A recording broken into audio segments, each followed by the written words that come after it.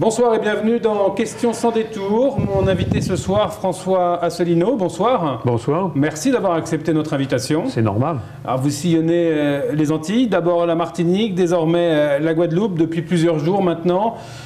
Qu'est-ce qui vous a marqué ? Ce qui m'a marqué en Martinique et en Guadeloupe, la première chose, c'est le nombre de drapeaux européens qu'il y a partout. En Martinique et en Guadeloupe, on a l'impression que si l'Union européenne n'était pas là, les départements s'effondreraient. Vous le regrettez ? C'est surtout une arnaque, c'est surtout un mensonge. Parce que l'argent qui est versé par l'Union européenne, par exemple en Guadeloupe, on a l'impression que tous les abribus sont financés par l'Union européenne. Cet argent, d'où vient-il ? Il vient en réalité de la France, parce que tous les États versent de l'argent à la Commission européenne, laquelle en restitue à tous les États. Il y en a qui versent plus qu'ils ne reçoivent, d'autres qui reçoivent plus qu'ils ne versent. La France, depuis maintenant 25 ans, verse beaucoup plus qu'elle ne reçoit. Pour que vos téléspectateurs comprennent bien l'arnaque, chaque année, actuellement, la France verse 23 milliards d'euros à la Commission européenne, et elle reçoit, la France, 14 milliards d'euros. Donc il y a un déficit de 9 milliards, c'est de 9 milliards. Ça veut donc dire, non, je dis aussi autre chose. Ça veut dire que si on est sorti de l'Union européenne, on aura toujours les mêmes subventions. Sauf que cette fois-ci, on n'aura plus le drapeau bleu aux étoiles d'or, on pourra mettre le drapeau bleu, blanc, rouge, et en plus, on aura 9 milliards d'euros, soit pour désendetter l'État, soit pour mener des campagnes, par exemple, de logement social, parce qu'il y a beaucoup de problèmes de logements sociaux, par exemple, en France. Et puis, si on est sorti de l'Union européenne, on aura aussi beaucoup d'autres facilités. Par exemple, l'octroi de mer sur les départements d'outre-mer. L'octroi de mer, on le maintiendra pour protéger les économies locales de la concurrence à très bas coût qui est dans la région, mais on pourra diminuer les taxations en Martinique ou en Guadeloupe. Donc la sortie de l'Europe, c'est ce que vous prenez, c'est la réponse aujourd'hui à la crise ? Alors j'ai quand même quelque chose à dire, c'est que ça fait 9 ans que j'ai créé l'Union populaire républicaine, donc ça n'est pas, je ne surfe pas sur les événements. Quand j'ai créé l'UPR, il y a 9 ans, le 25 mars 2007, le jour du 50e anniversaire du traité de Rome, tout le monde... C'était une date bien choisie. Oui, c'était fait pour. Tout le monde pensait que j'étais fou. Tout le monde me disait, mais l'Europe c'est la paix, mais on ne peut pas faire machine arrière, et c'est ça. Et puis, d'année en année, malheureusement, la crise de l'euro en Grèce, la crise de l'euro à Chypre, l'évolution des libertés publiques qui sont remises en cause.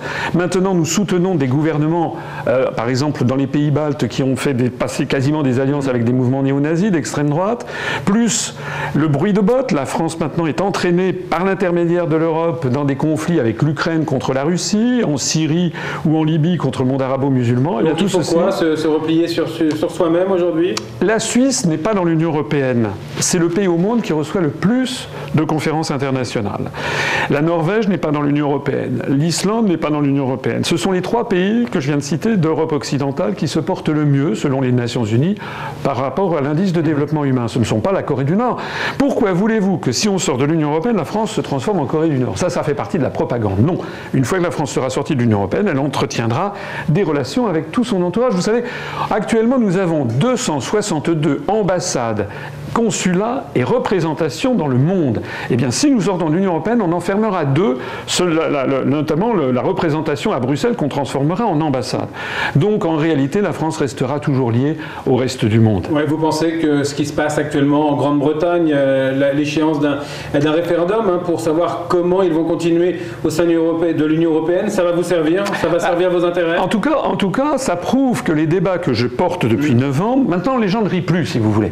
Il y a 9 ans, il y a 8 ans, il y a 7 ans, les gens faisaient ça en pensant, quand je disais ce que je disais. Maintenant, les gens ne rigolent plus du tout et d'un seul coup, ils commencent à s'intéresser à ce qu'on va. On a notre site upr.fr et le deuxième ou le premier site politique le plus consulté de France. Et effectivement, cette affaire anglaise nous sert, si vous me permettez. Ce que nous disons, c'est que l'Union européenne, en fait, est un processus de domination de type colonial mené par les États-Unis d'Amérique.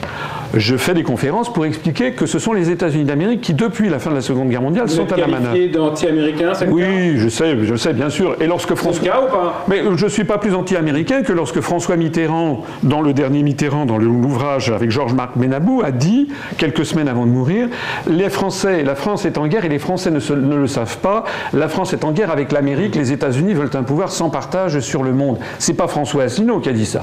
C'est François Mitterrand en 1997. Et par ailleurs, vous avez aux États-Unis même beaucoup de responsables, des intellectuels ou des politiques. Je pense par exemple à Noam Chomsky, Ron Paul, Paul Craig Roberts, William Bloom, qui sont des gens qui ont des propos encore plus sévères que les miens sur les dirigeants du complexe gouvernementalo-militaro-industriel qui dirige les États-Unis d'Amérique. Alors ce que nous disons, c'est qu'en fait la construction européenne est pilotée en sous-main par Washington. Alors on disait oui, c'est du conspirationnisme et tout, mais regardez ce qui se passe. Monsieur Obama... C'est un terme que vous condamnez, le conspirationnisme, vous concernant ? Écoutez, vous savez, François Hollande, en 2012, il a fait un grand discours au Bourget, vous savez, où il avait dit « mon adversaire, c'est la finance ». Vous vous rappelez peut-être. Bon. La phrase d'avant, il avait dit « en fait, on se bat contre un ennemi qui ne se présente pas aux élections, qui a tout pouvoir, qui est sans visage, et c'est la finance ». Ça, c'était du conspirationnisme. Nous, on ne fait pas des choses nébuleuses. On dit « les États-Unis d'Amérique ont des relais d'influence considérables en Union européenne ». Et ce qui vient de se passer, ce qui se passe là, c'est que le président Obama va faire le voyage au Royaume-Uni pour inciter les Britanniques à voter pour rester dans l'Union européenne. Rappelez-vous, le traité de Maastricht de 1992, le référendum, les affiches du Parti socialiste, c'était faire l'Europe pour faire le poids. Il disait qu'on allait faire contrepoids aux États-Unis en faisant l'Europe.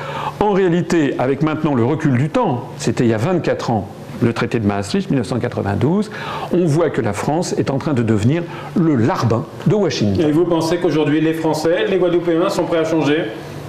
Alors ça, il y a des gens qui disent « mais oui, mais ça fait peur, etc. » Mais écoutez, faire de la politique, pour moi, c'est dire aux Français la vérité. C'est pas aller courir après...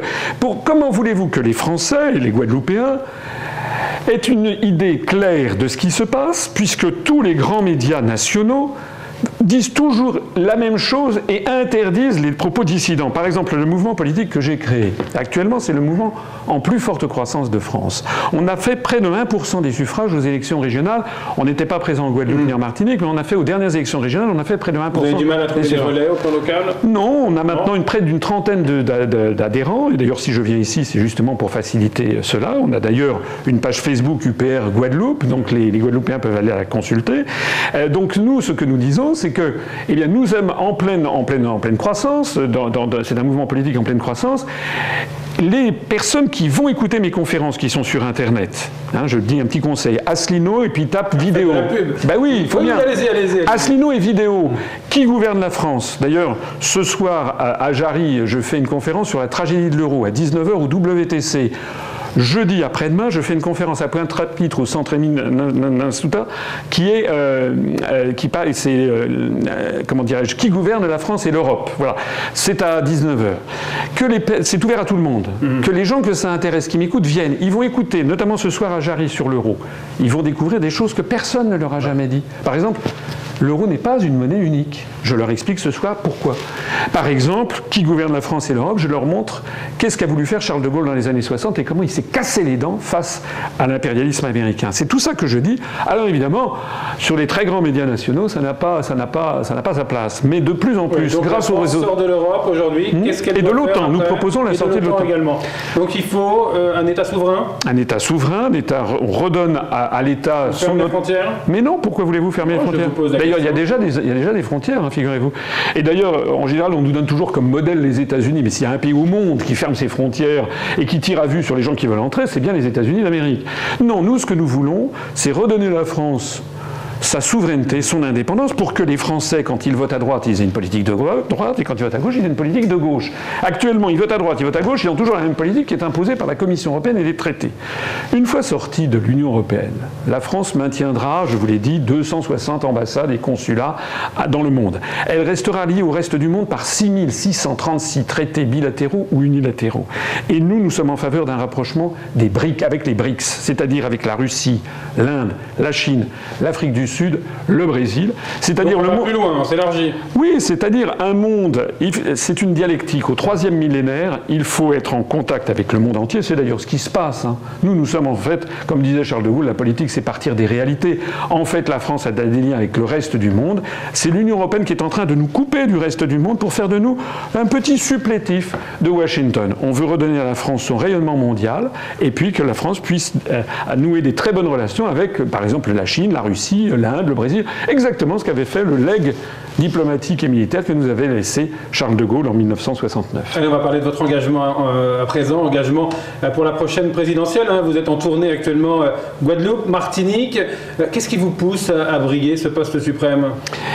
Pour l'élection présidentielle, alors effectivement, vous avez raison, je vais essayer d'être candidat. Pourquoi? Parce que notre mouvement politique est inclassable. D'ailleurs, le ministère de l'Intérieur, qui classe les partis politiques, s'est penché sur notre programme. Non, il nous a classés en divers. Ouais. Pourquoi? Parce que, à part sortir de l'Union européenne, de l'euro et de l'OTAN, notre programme consiste aussi à remettre au goût du jour le programme du Conseil national de la résistance de 1944. Qu'est-ce que ça veut dire? Ça veut dire on veut redonner aux grands médias leur indépendance face aux puissances d'argent, protéger le statut d'ailleurs des journalistes. On veut également développer le référendum d'initiative populaire, qui enfin, en France, le peuple puisse décider par lui-même quand il le veut. On veut modifier le statut du Conseil constitutionnel. On veut défendre les services publics. On veut inscrire dans la Constitution le principe de la sécurité sociale et des retraites par répartition qui ne sont pas inscrits dans la Constitution française. Donc on a tout un programme qui est vaste et qui s'adresse en fait à tous les Français, de telle sorte qu'aujourd'hui, à l'UPR, moi, j'ai été dans des cabinets ministériels du temps de M. Balladur et du temps de Chirac, donc on me classe plutôt dans la droite parlementaire. Mais en réalité, le programme que j'ai bâti, puis moi j'ai un petit peu évolué aussi, le programme que j'ai bâti s'adresse à tous les Français. Il n'est pas clivant. Et en fait, de facto, nous avons des gens venant de tous les horizons. Avec d'ailleurs, si je peux me permettre d'insister, beaucoup de jeunes et aussi beaucoup de jeunes Français issus de l'immigration, notamment du Maghreb ou d'Afrique. Alors avant de pouvoir convaincre les électeurs, il va falloir convaincre les grands électeurs et à obtenir ces fameux 500 parrainages. Vous allez vous y prendre comment? Ça vous avait beaucoup manqué la dernière fois.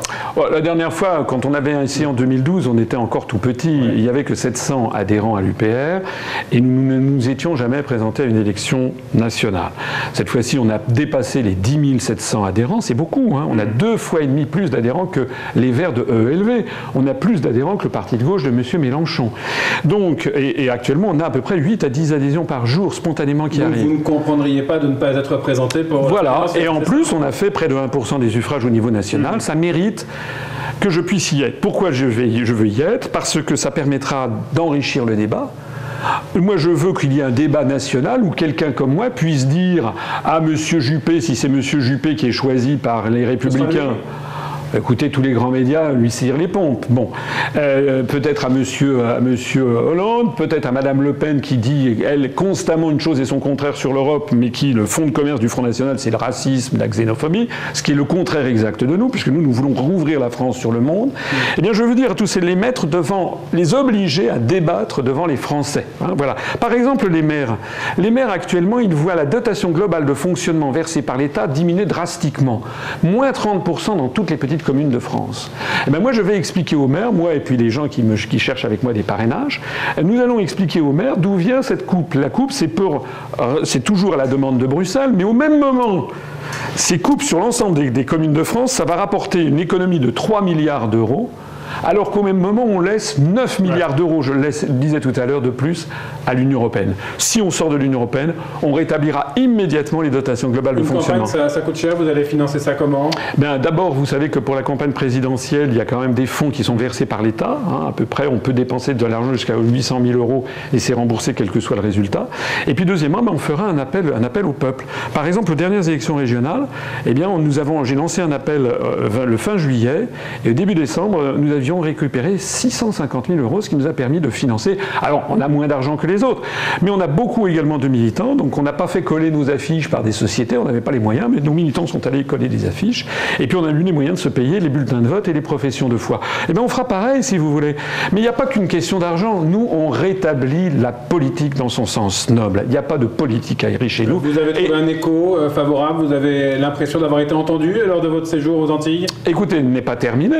Je fais encore donc une conférence ce soir à Jarry, une après-demain à Rimina-Souta, donc à Pointe-à-Pitre, et puis une vendredi soir même à la Désirade, où je fais une conférence. Vous allez loin. Pour une raison simple, c'est que la Désirade, c'était la commune de France qui nous avait donné le plus fort pourcentage aux européennes. 37% des voix, nous avions eu à la Désirade. Il y avait eu une forte abstention, mais c'était tout à fait significatif. Oui, je pense que j'ai un bon écho, parce que ce que je suis venu dire, et c'est également aux Antillais, c'est qu'ils se méfient des prophètes qui leur disent qu'il faut aller vers l'indépendance, etc. Si les Guadeloupéens veulent l'indépendance, si les Martiniquais veulent l'indépendance, mais en pleine connaissance de cause, avec les conséquences, avec la fin des subventions. Mais non, si la majorité le veut. Mais la majorité, je ne suis pas sûr qu'ils le veuillent. En tout cas, il y en a qui le veulent. Ça se passe à Bruxelles. À Bruxelles, actuellement, l'objectif, c'est de démembrer les États-nations d'Europe. Regardez, il n'y a pas que l'indépendance de la Guadeloupe ou de la Martinique, on parle de la Corse, de la Bretagne, du Pays Basque, de l'Alsace, et puis aussi, comme par hasard, de la Catalogne en Espagne, de l'Écosse au Royaume-Uni. Il y a derrière tout ça des forces qui veulent démembrer les États-nations pour faire les États-Unis d'Europe, en fait, pour nous soumettre définitivement à l'impérialisme américain. Nous disons non, et je lance un appel à tous mes compatriotes guadeloupéens et martiniquais. On va fêter le 70e anniversaire de la départementalisation, le 19 mars. Il faudrait faire une nouvelle, si j'ose dire, départementalisation, c'est-à-dire que tous mes compatriotes de Guadeloupe et de Martinique se sentent pleinement français et que éventuellement on règle une fois pour toutes les problèmes du passé. Bon, on verra si votre appel est entendu. En tout cas, merci François Asselineau d'avoir accepté notre invitation. Merci pour votre invitation aussi. Et bonne soirée à tous sur l'antenne de TV. On se retrouve bien évidemment demain pour un nouveau numéro de Questions sans détour.